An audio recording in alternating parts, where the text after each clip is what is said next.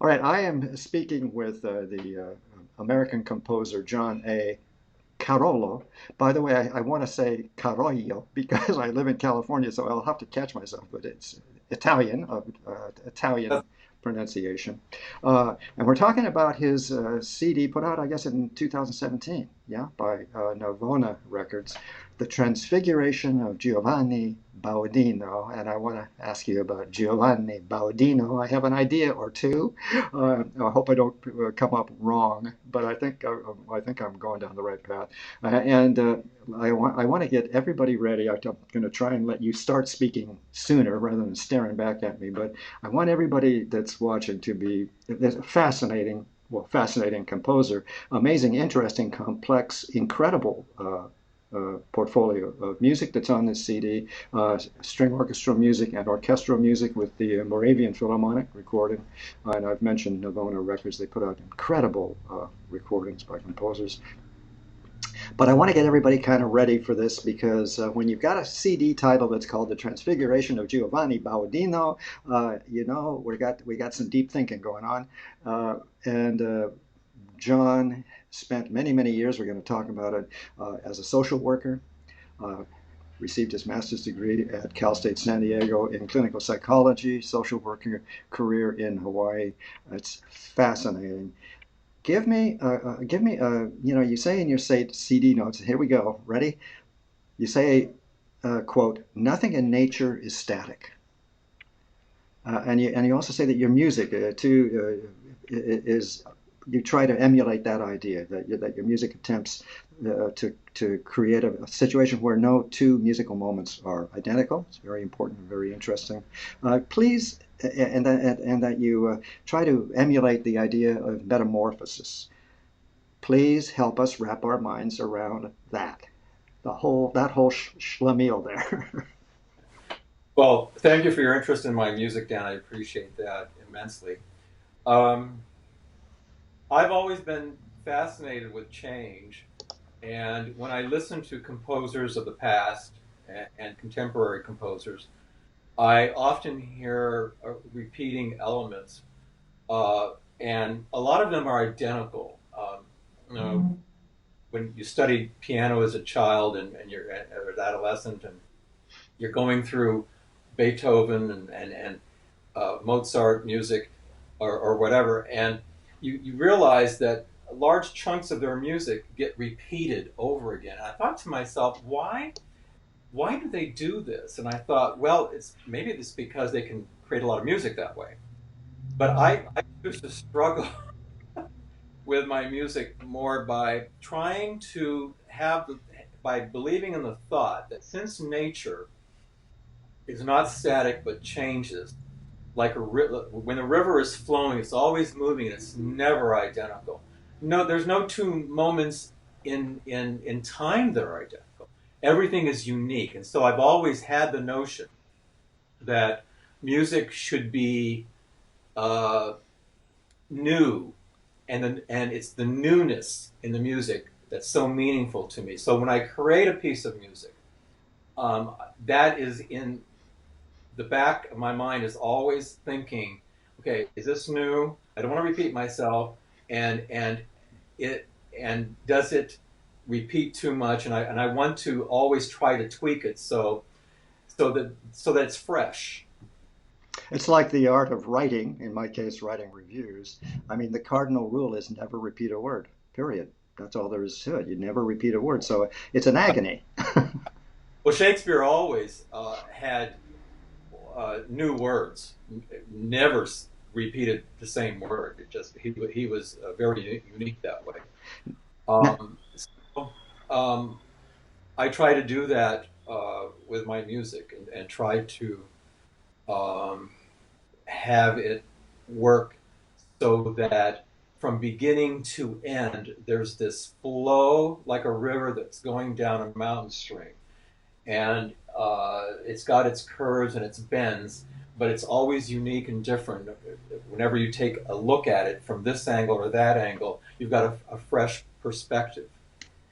Well, this CD, well, speaking of fresh and new, your career as a composer, you finally quit your day job as a social worker in 2006, right? Now that's yesterday. Yeah. And I'm taken by the CD, which has I think, correct me now because I was running down some dates. I mean, it's all very reasonably recent. I think. What's the earliest work? Um, Do you Jeez. recall? Do you recall? Earliest work is the symphony, number two. Oh, the earliest. No, that's my Yeah, latest.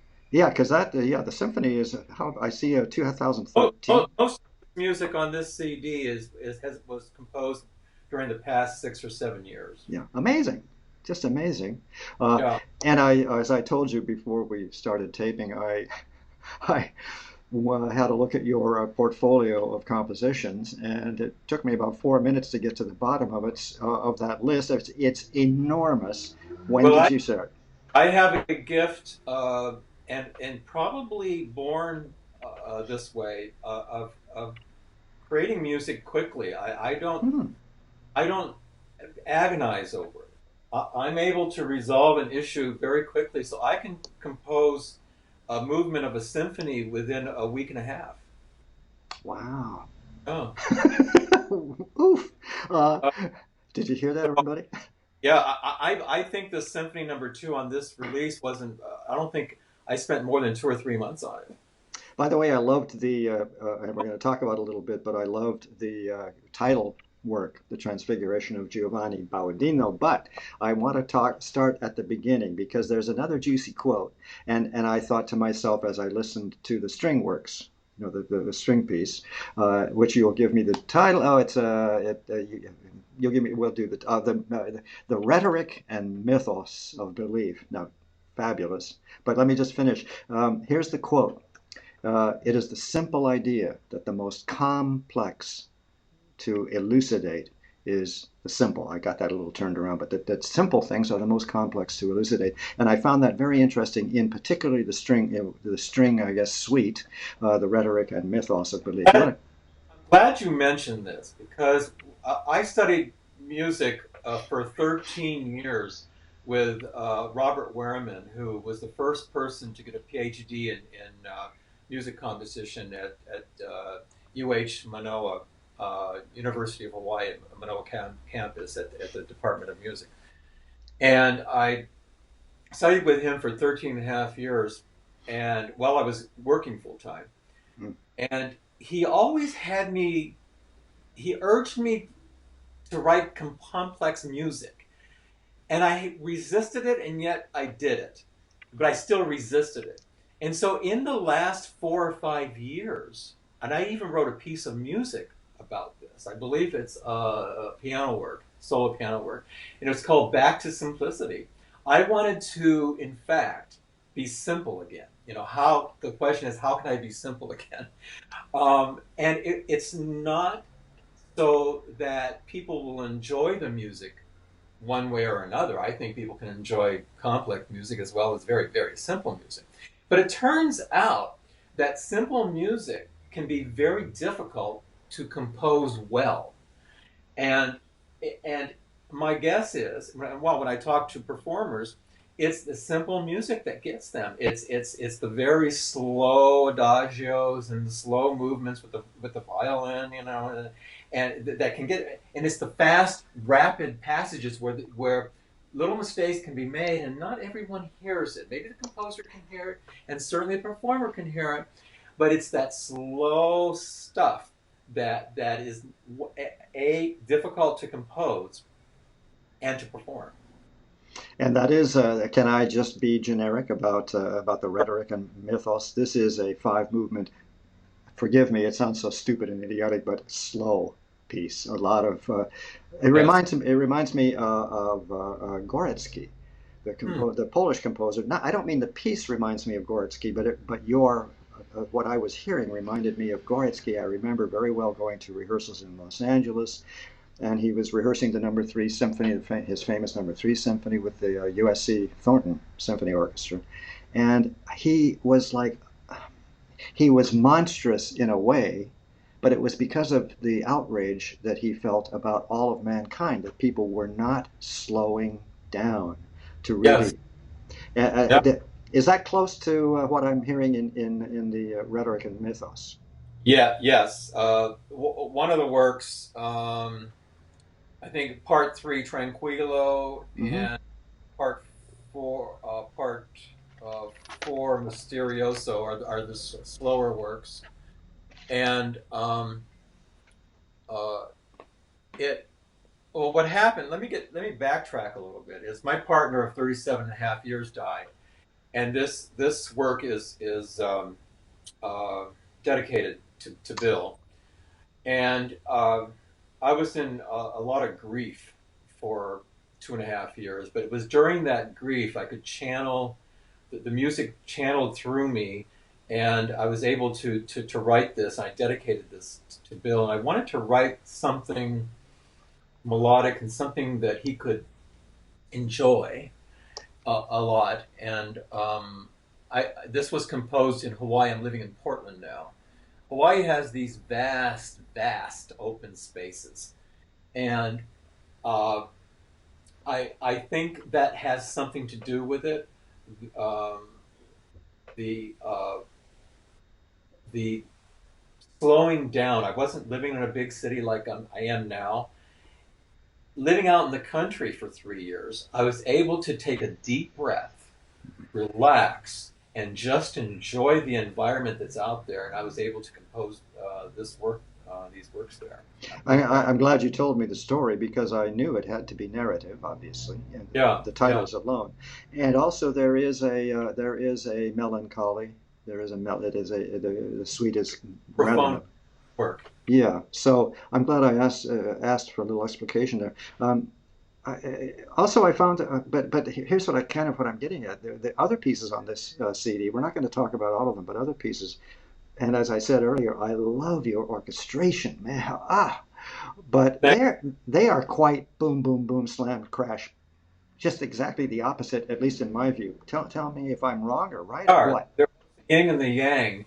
Ah, Um, um, I will often, now that you're talking about this, and I brought up the yin and the yang of music, I will often write a work, um, Dan, where it will start very peaceful and calm and simply, and with a lot of uh, melody, something that you can hum, and then all of a sudden it takes off into this.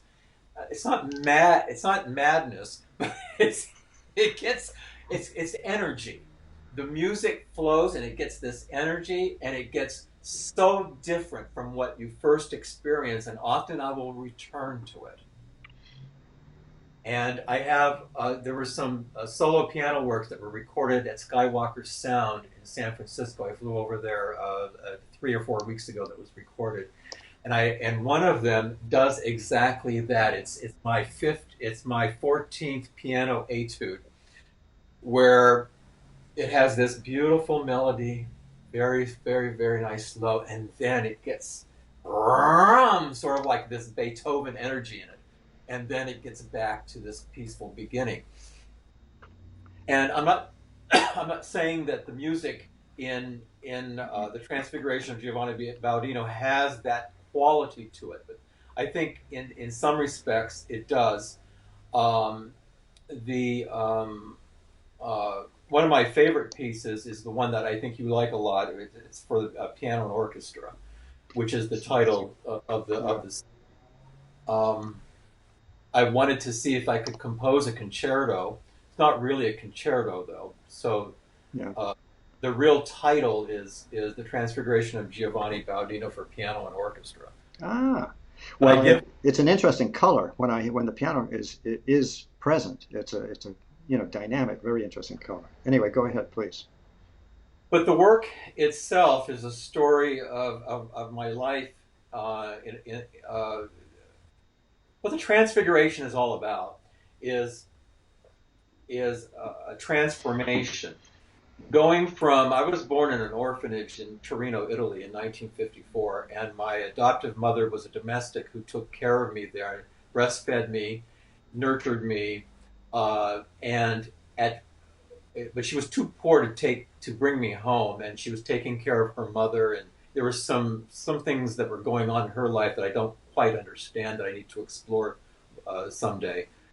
And when I was 4.5, they looked at her and said, "You need to take this child home or give him up for adoption." So they gave me up for adoption, and I was adopted by a second generation Italian, and their last name was Carollo. My birth name was Giovanni Baudino.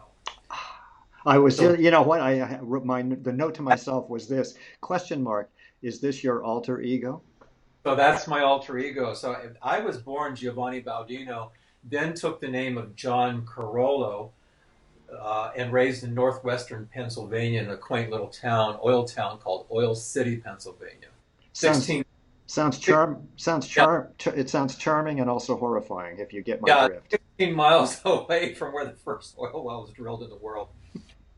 But it's actually the music is about the anguish of being torn from a culture that you're familiar with and being given to complete strangers. Of course, they loved me, and I loved them as time went on. But right from the get go, I didn't know who these people were or why I was even put on a. I wasn't on a plane actually. I came over by boat. Uh, and so it's that story of having your psychological being torn apart, and then you have to recompose it and grow up learning another language and being a and getting and accustomed and being accustomed to a new lifestyle and a new culture. Yeah, and also at age 4.5, if that's correct. Yes, you were this trauma. Or It was a trauma. It had to have been a was trauma. yeah. Uh, I don't need I can't even say Dan if I'm quite over it. And I'm 60. I'll be 64 in November, and I'm I don't even. glad. I'm glad you said that because you know we are experiencing, we're witnessing terrible trauma to young kids in this country. It's Well, horrifying. when during the current administration, when these immigrants were coming from Central America and wanted to get into the United States, and our current administration ripped these children away from them, I broke down in tears. Yeah, that's what I was getting at. It has to have really stricken a chord, as it has with a lot of us anyway. I knew that these children would without being without having their loving parents near them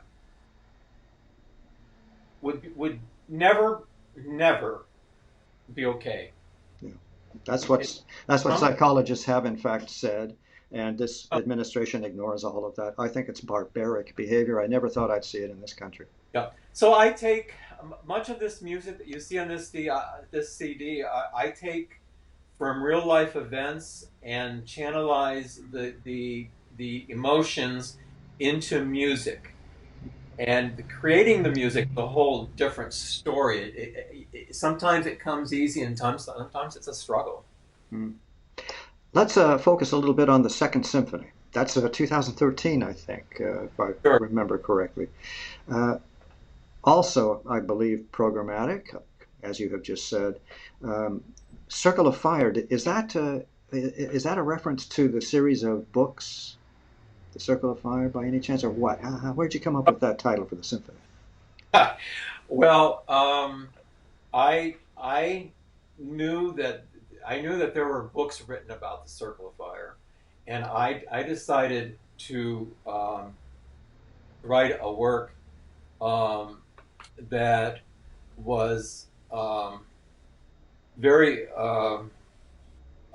intense throughout, from almost from beginning to end. In fact, the second work, Line and Polyphony, um, it takes the very ending of the first movement and creates a whole nother work out of it. And there, in traditional symphonic form, you've got the a slow, fast, slow, or it could be slow, fast, slow, and inside the movement or separate movements altogether. And this is just almost pedal to the metal all the way through from beginning to end. And I don't know if to me it's not exhausting.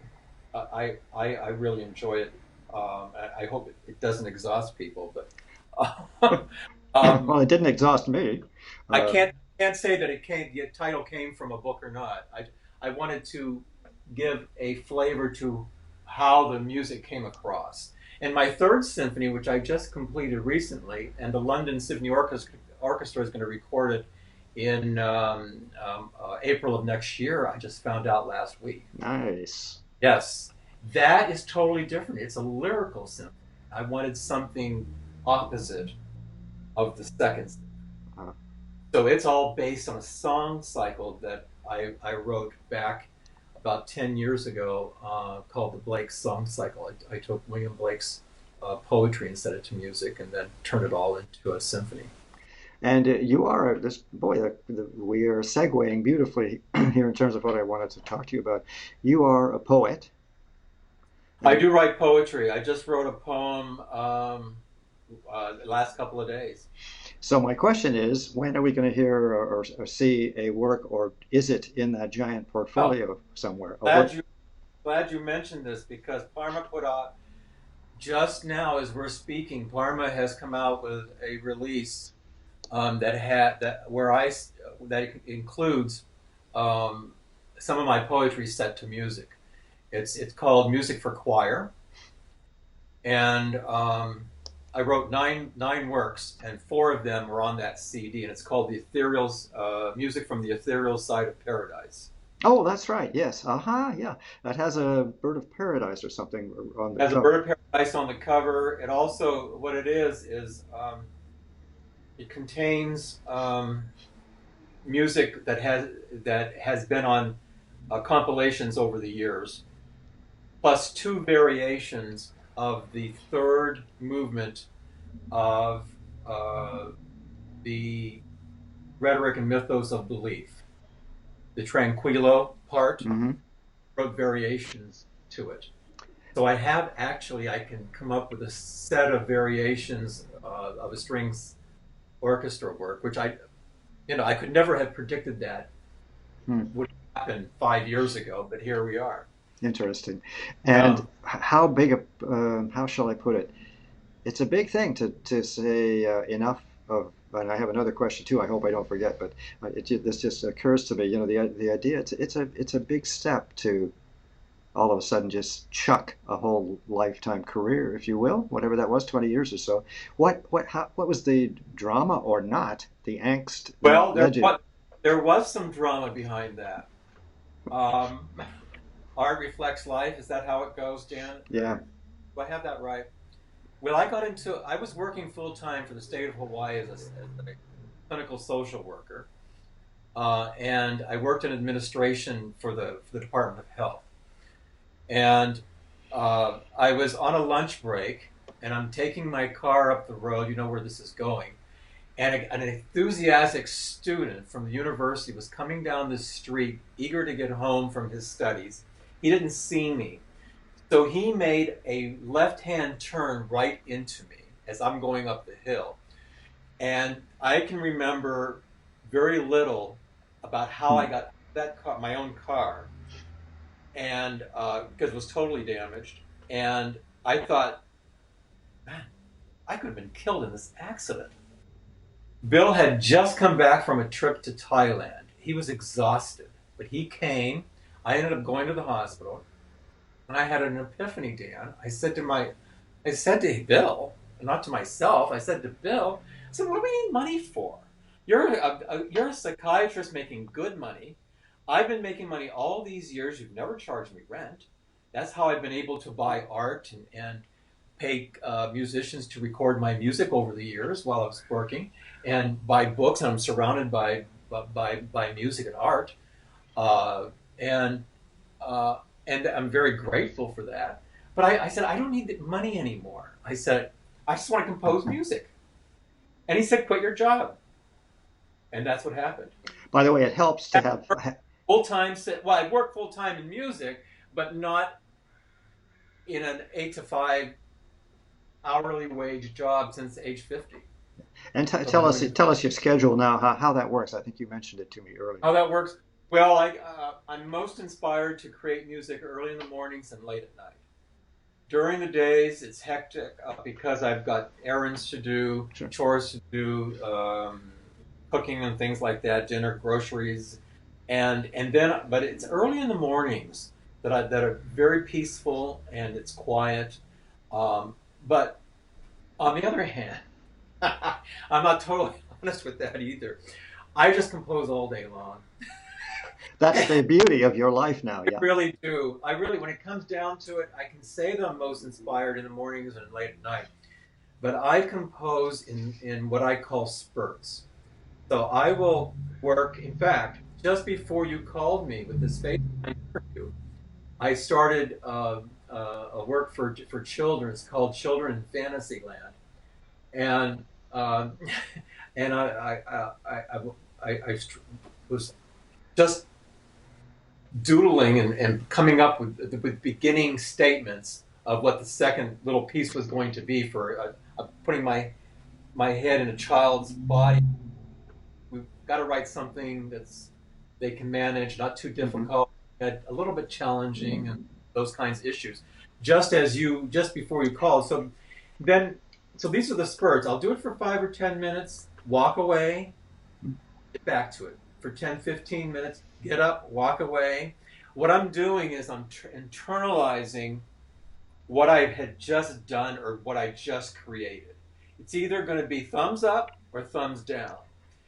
And if it's thumbs down, you know what happens. It goes into that trash can that we have on our computer. And but you have just exactly described my technique, so I feel not quite so alone Okay. in terms of writing reviews because I I said I'd rather be conducting, but I'm a pretty damn good writer. Apparently, people like my writing, but it's that kind of process. I'll create a couple of sentences, get up, move away, then Yeah. come back, have a look. If it's okay, I move on. And just as in writing, music comes from the editing process. Hmm. You Yeah, here, edit, here. you edit, and in fact, you throw probably more away than you keep. But what you keep is a true gem. It's the real meat of what we need to hear or what we need to read. Yeah, and it's what we, the creators, determine is the real meat. But it's an agony to get there. Yeah, yeah, yeah. Listen, you told me, I'm not sure if we mentioned it earlier. We're going to run this down. It's getting going on 30 minutes, but I just want to. It's the standard, my standard finale question. But you made the mistake, I think, of telling me. I've already told folks about your enormous catalog, and you have told me either off camera or on that it's composing seems to be quite an easy process for you. Am I wrong or right or what? Did you say that correctly? So it's pretty easy for me. I say I struggle, but I don't think I really do. I can create work very quickly. Um, I I know that I'll give you a little vignette. My composition teacher decided to go to the Grand Canyon to do a hike. So I had 3 months to do whatever I wanted to do. Because my standard practice was I'd write some music during the week. He would critique it and look at it and give me what he thought was uh, was well his view of it and what needed to be thrown out or what needed to be reshaped he would really analyze it inside and out. Well, I was free of that, so I decided that what I wanted to do was take my poems, get in front of my keyboard, and do a series of a narration of narrations with improvisation. Now that's the name of the work, improvisation with narration work. And I came up with 90 pieces of music in 3 months, and it was all improvised. And all I did was read my music. But when it comes to, and I don't consider that serious music. It is and it's not. It's light music, you know. But with my serious music, when when something, and I asked my composition teacher what makes a great piece of music, and he says it can't be replaced. You can't replace it. You can't replace Beethoven's Third Symphony with his Fourth. And so I go into a piece of music and that's my mindset.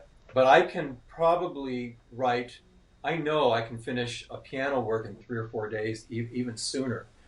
And one last thing, I did a fundraiser for the public broadcasting system in Honolulu, um, and I offered for $1,000. They got a piece of Carollo music, and within 3 or 4 days, I had a solo guitar work. And when I called the producer, he almost fell to the floor because he said, "Well, you could not have written a piece of music that soon." And I did, and it just never stops. It just keeps flowing like a river. So, hello, here, here. So it's just it's a curse, and you finally fell, gave in to the this curse of being a composer. You are.